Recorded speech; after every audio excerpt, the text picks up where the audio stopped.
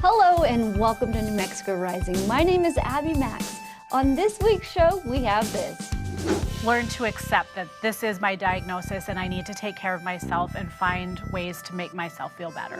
And I was ready to run away, get married, and do all the things. But thank the Lord, because my dad said no. All that and more right here on New Mexico Rising.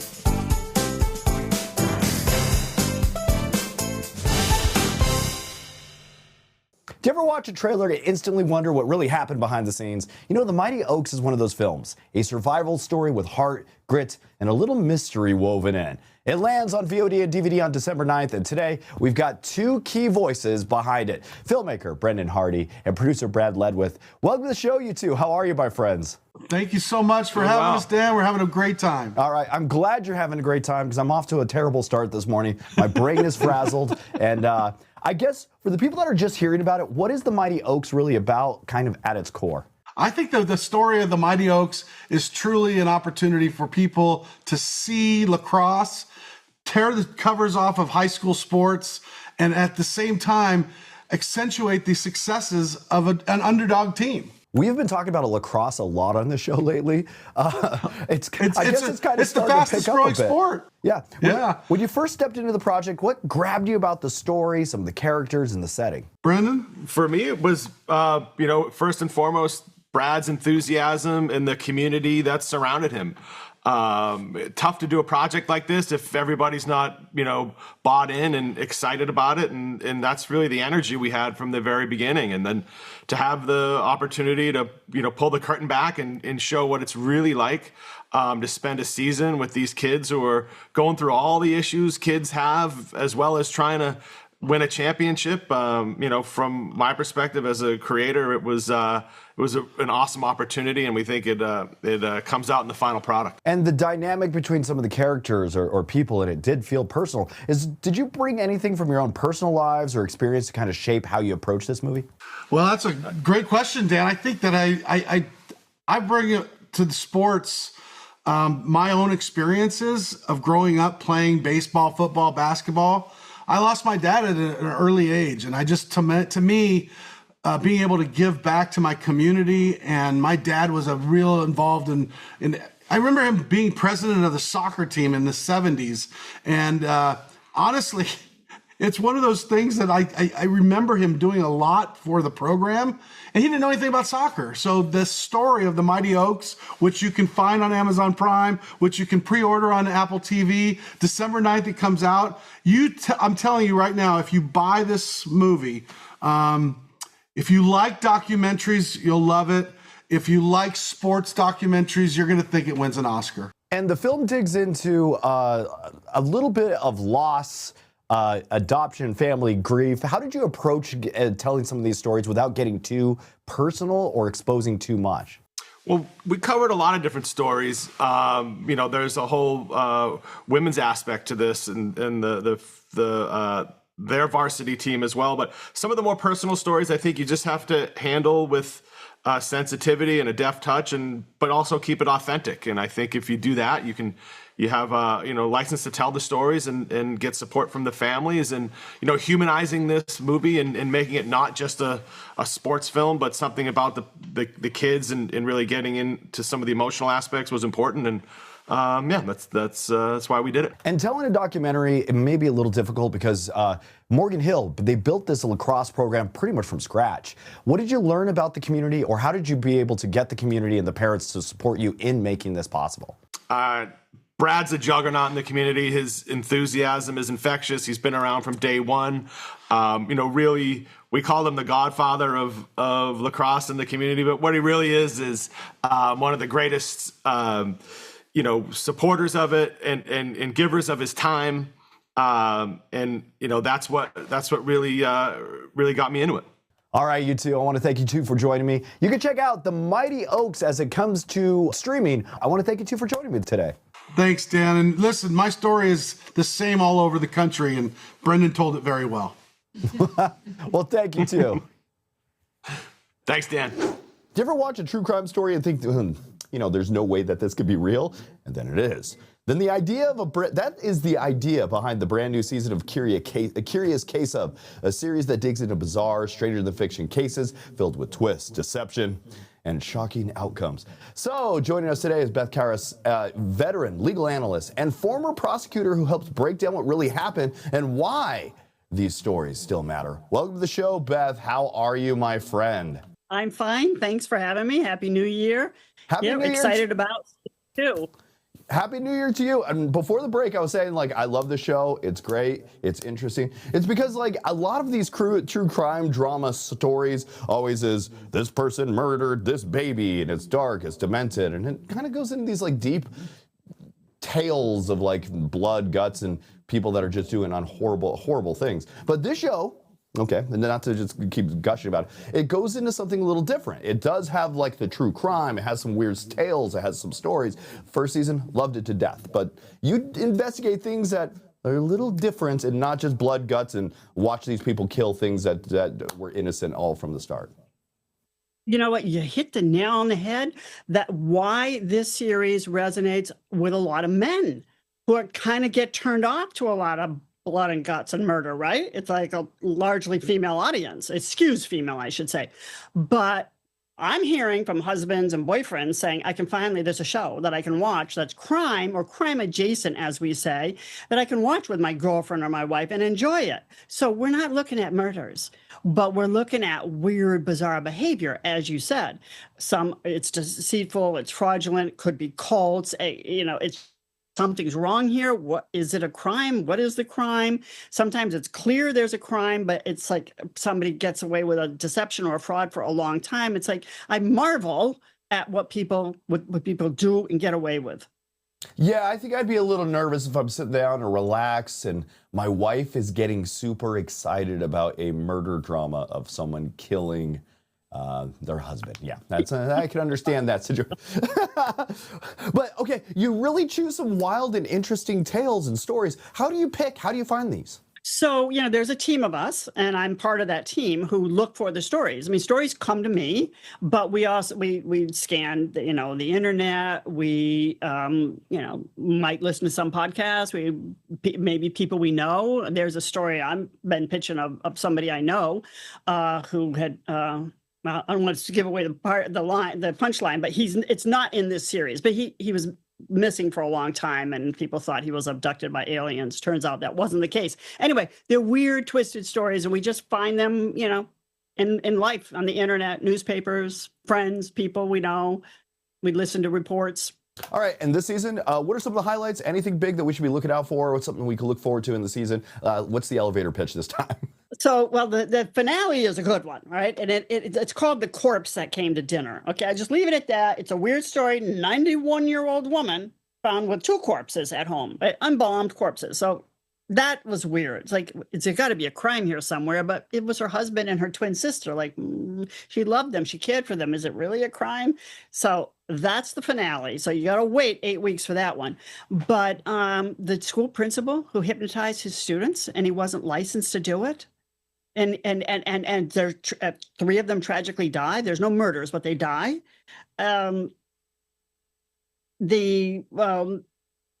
The woman who is faking her illnesses, she's faking paralysis from the neck down. What, to get attention? I'm not sure. She fakes being a cancer survivor. She wants people to like her, maybe. I don't know. She fakes pregnancies. These are all over several years. It's very strange behavior that made me angry, having grown up with 2 special needs brothers who died as young adults. That really made me angry that somebody would fake an illness that they don't have just to get people's sympathy. I guess. I'm not really sure. So that's one of the stories. But that was like, what is the crime here? It's not a crime to break someone's heart. It's not a crime to lie unless you're getting a benefit. And that's what did her in. She got a benefit. She got something of value. She got a bicycle. She got a trip. She got some expenses paid to go to a camp for the special needs people. So, I mean, the first episode, right, the green smoothie, guy who practiced medicine without a license was also like, he started life pretty good, making a lot of money with his alkaline diet. But then he took it a step too far. He got too greedy. He started promising people he could cure their cancer.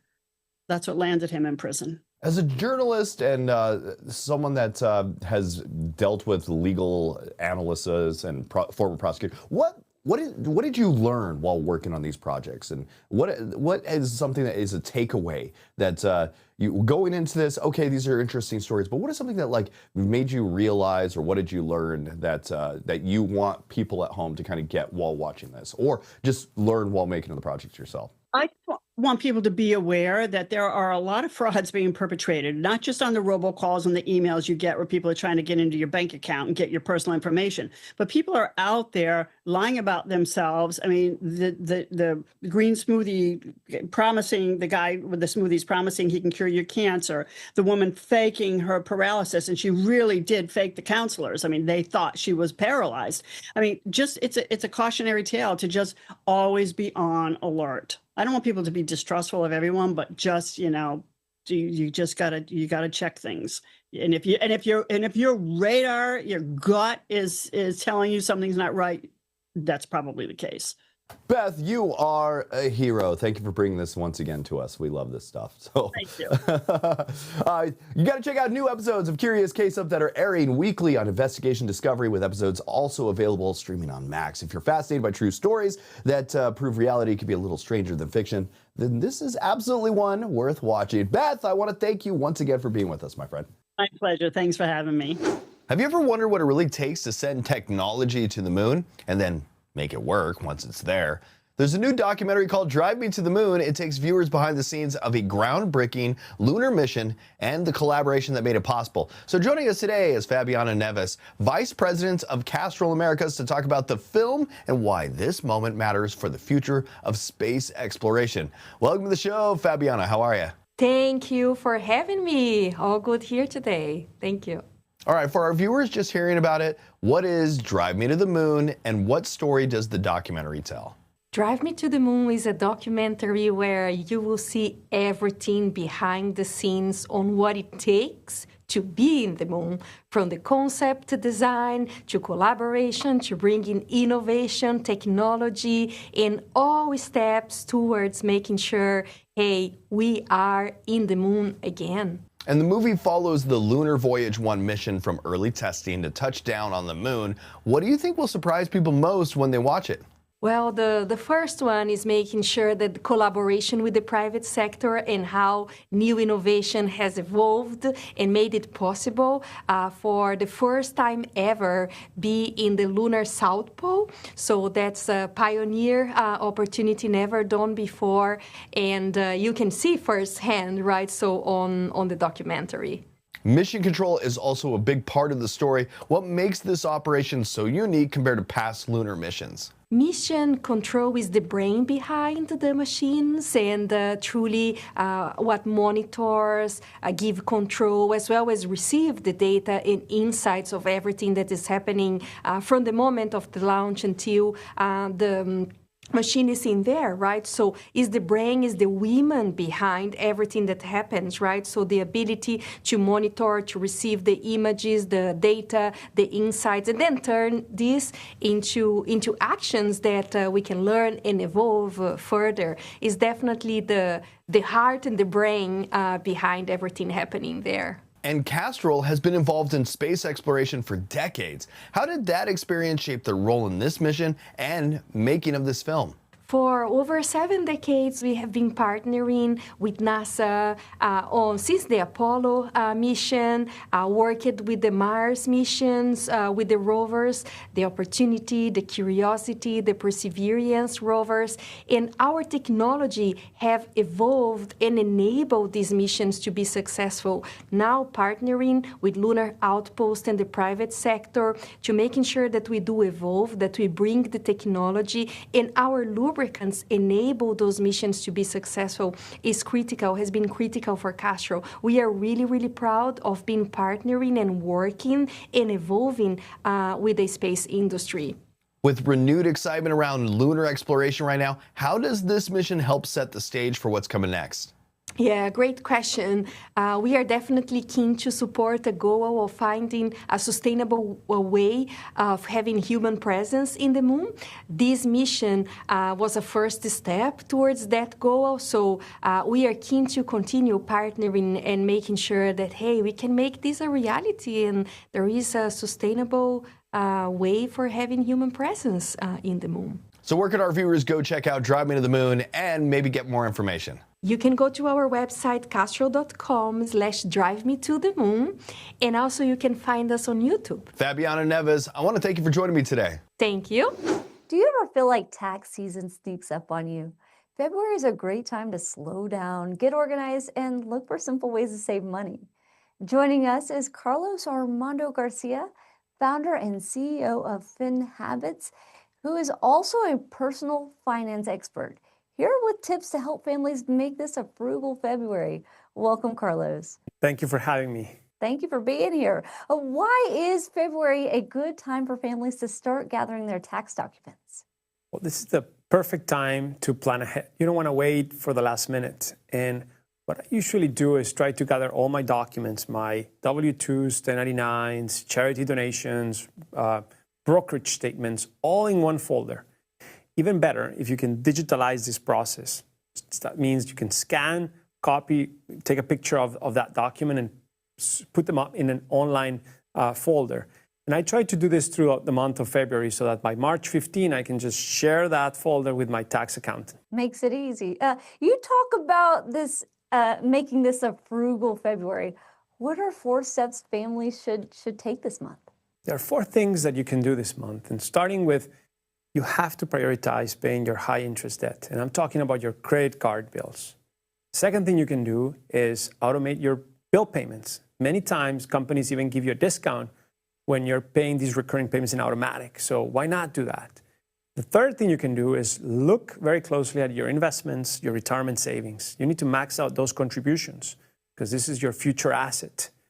And then finally, why don't you save money by bundling different services that you currently use? There are wireless plans that allow you to bundle your wireless service, your streaming, and your satellite connectivity all in one place. And can you tell us about T-Mobile's Better Value plan? How can this help families save money? The Better Value plan by T-Mobile is their newest family plan and allows families to save more than $1,000 by bundling their wireless plan with their streaming and satellite connectivity. The Better Value plan starts at $140 a month, and that includes 3 lines. But here's the best part. You can lock in that monthly rate for the next 5 years, so you don't have to worry about any surprises or where inflation is in the country. And when choosing a phone plan, what should families think about so they don't pay more than they need to? When looking for a new plan, what I suggest is, first of all, you need to look for coverage. And in this case, T-Mobile has the best coverage in the nation.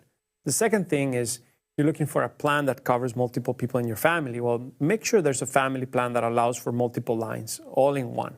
And then the third thing you can do is bundle up, bundle different services, bundle your wireless with your streaming and your satellite coverage. That way you can save money. And where can our viewers go for more information? You can go to tmobile.com to learn more about this plan. All the information is there. Carlos, thanks for coming on the show and sharing tips on how to make this a frugal February. Thanks a lot, Abby. Thank you. Living with a rare disease can feel lonely, but sharing your story can change that. February is Rare Disease Month, and today we're talking about systemic mastocytosis, a rare chronic condition that can cause a wide range of symptoms. Vanessa Hein, who lives with SM, partnered with artist Emma Lyons through the Colors of SM program to turn her journey into art. Welcome to you both.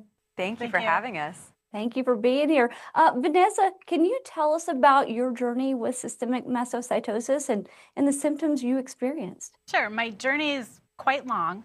My symptoms started over 10 years ago, and they were very sporadic. Like, I would get hives, I would get bone pain, I would get fatigue. I never really understood why, like, going into a room full of perfume would bother me. And then I got a rash. And so then I started seeing a doctor, trying to figure out what was going on. It took a lot of scans, biopsies, but finally I found a doctor who had seen mastocytosis before, so she is the one who actually helped me get the diagnosis. And what inspired you to participate in the Colors of SM program? I came across the program shortly after I got diagnosed, and I was really struggling at the time. I didn't really want to accept that this was what my diagnosis was. I didn't want to talk about it. Found myself hiding a lot of my symptoms from my family and friends. And so I decided that maybe if I can accept it myself and if I talk about it, maybe that would be what I needed to do. So I decided to apply for the program. I just put everything out there, working with Emma, and learned to accept that this is my diagnosis and I need to take care of myself and find ways to make myself feel better. What would you say to someone else living with SM who may be struggling?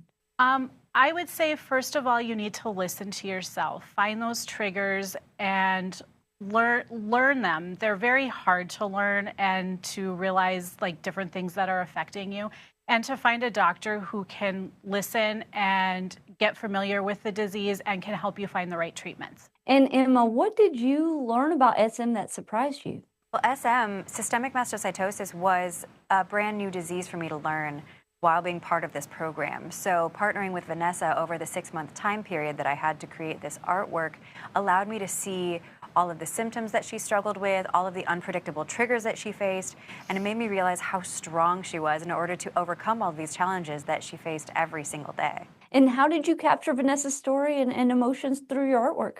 My painting is called Look Deeper, and it's an invitation to do just that. So my first layer, the base layer, is her favorite color and represents who she is as a person, as a human, before she is a patient. And my second layer is the chaos that SM brings into her life. And the third and grand finale layer is the peace that she found while learning how to advocate for herself. So it's a multi-dimensional, multi-layered journey, because that's just what Vanessa's journey is. It's pretty incredible. Where can our viewers go to learn more information? Absolutely. You can go to colorsofsm.com, and there you can learn more about both the disease and the program and apply to participate, whether you have SM or whether you're a volunteer artist like myself. We're so honored to be partnering with Blueprint Medicines and be able to share about SM and raise awareness for it.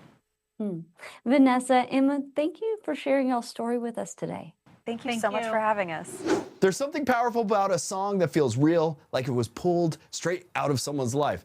Country artist Harper Grace has a new single called If Daddy Says No, and it's all about that push and pull between following your heart and honoring where you came from. She's a Texas native with more than 17 million career streams and national TV appearances under her belt, and now she's stepping into country radio in a very big way. Harper Grace, welcome to the show, my friend. How are you? I'm so wonderful. How are you? Thanks for having me. We're doing good over here. We were listening, and that song just feels really personal. What was happening in your life when you wrote If Daddy Says No? Well, I'll tell you what, I was in a relationship that I thought I was so in love, and I was ready to run away, get married, and do all the things. But thank the Lord, because my dad said no. So this is a very, very true, very personal story. And at the time I wrote this song, I was really stuck in between what the right decision was. I grew up in Texas. I have been so close with my dad ever since I was little. We went to father-daughter camps together, and I've always, always respected his opinion and what he thought of really anything. And at this time, I was in a relationship that did not honor me very well at all, as well as didn't honor my dad or my family. And so that really, really ate me up on the inside, which is what inspired If Daddy Says No.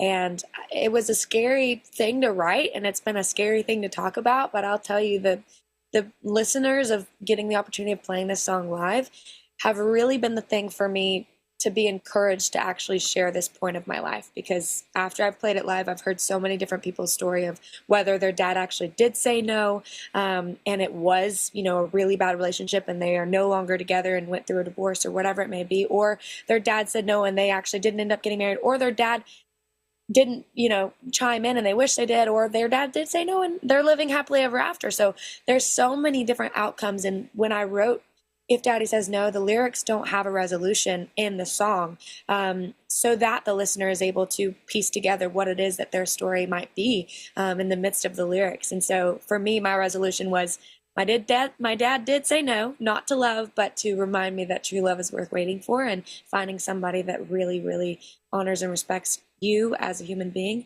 as well as your family and what matters most to you, is important. And you've already had some huge milestones, national TV performances, 17 million streams, even a Netflix sync. How does this single feel different as your first one going into country radio? Honestly, it feels like I ripped a piece out of my heart and put it on paper and then passed it out to a bunch of people. And I think that that's the beauty in it. I think that I always have fun writing music. I always enjoy telling, fun stories with Take It to the Grave, Getaway, that's in the Netflix movie. But this song was so personal and so vulnerable. And I just wanted that to set the tone for this year, especially coming out with new music towards the end of the year as well. This is kind of this waterfall trickling in on an album, hopefully soon, and the album would be called Dear Heart. So these are really pages just ripped out of my heart of areas of my life that people don't quite know about, that I'm ready to share because of having the opportunity of playing them live for a couple years now, and knowing that so many other people have also walked through these situations and these experiences in much different ways. But yeah, it does feel different because it feels vulnerable. All right, here's a question I like to ask artists and people that are creators. Who is an inspiration for you that is outside of the type of, that is not a musician or somebody like that, like a country singer, that is outside doing their own art? What is it? Who is some in another form of art is an inspiration to you that you use in your own world and building creativity? In another form of art, I think I spend a lot of time listening to music, so that is definitely something that in the most artistic thing has drawn me. But I do listen to a lot of podcasts and a lot of preachers. And I think that that's a whole nother art, is bringing scripture to life and talking about it. Jensen Franklin is someone that I really look up to. Jonathan Pokluda is someone that I look up to. Sadie Robertson. There's this wonderful podcast called Girls Gone Bible. I listen to that a lot. So I think maybe that's another piece of art in my personal opinion that I really draw a lot of inspiration from. And for people who discovered you for the first time, how would you describe your sound, and what would you want them to feel when they actually hear this track? I would describe it, my sound in general would be a soulful country with a little bit of classic added to it. I would hope that when people hear If Daddy Says No, that they could do some, maybe some searching of what that personal piece is that is attached to that song, and know that there's ways to get it out and talk about it, and music is a wonderful way to piece personal bits of your own life, whether that's If Daddy Says No or your favorite artist. But yeah. Harper Grace, I want to thank you for hanging out with me today. You can check out Harper Grace's new single, If Daddy Says No, when it hits streaming platforms February 27th. And to learn more, you can follow her journey. Visit harpergracexo.com and find her on social media. Harper, thank you so much for being here. Thank you so much for having me. It was a wonderful time. Top tier, 10 out of 10. Well, thank you. Thank you for tuning in and checking us out here on New Mexico Rising. If you're a fan of the show and want to know what's going on behind the scenes, follow us on social media. We're at New Mexico Rising on Facebook and Instagram. Also, you can subscribe to our YouTube channels at New Mexico Rising. Thank you again for joining us right here on New Mexico Rising.